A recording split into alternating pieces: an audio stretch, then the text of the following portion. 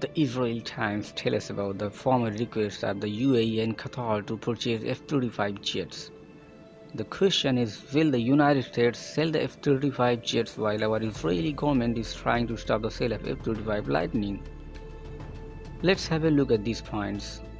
As the Qatar and the UAE submit the proposal to buy stealthy F-35 Lightning to Lockheed Martin, a US State Department spokesperson said, as a matter of policy, the US does not confirm or comment on the proposed defense sales or transfers until they are formally notified to the Congress. Now, Qatar and the UAE are very keen to counter Iran in the Middle East.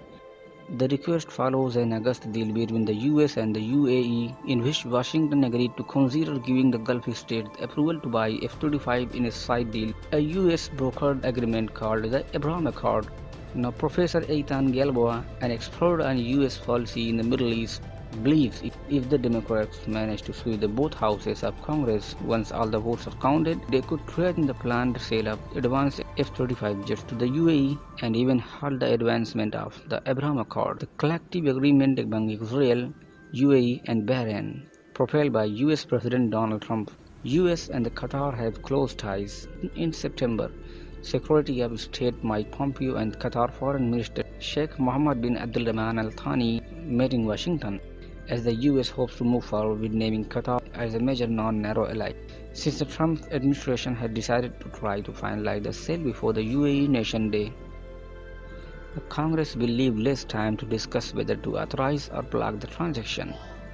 Despite being US allies, both the potential Qatari and the UAE F-35 deals must satisfy a decades-old agreement with Israel that states any US weapons sold to the region must not be impair Israel's qualitative military edge, guaranteeing the US weapons furnished to Israel are superior in capability to those sold to its neighbors.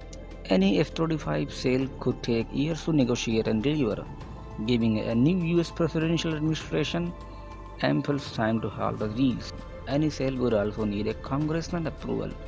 The best example is Holland. The most recent F-35 customer purchased 32 of the jets but will not receive its first delivery until 2024.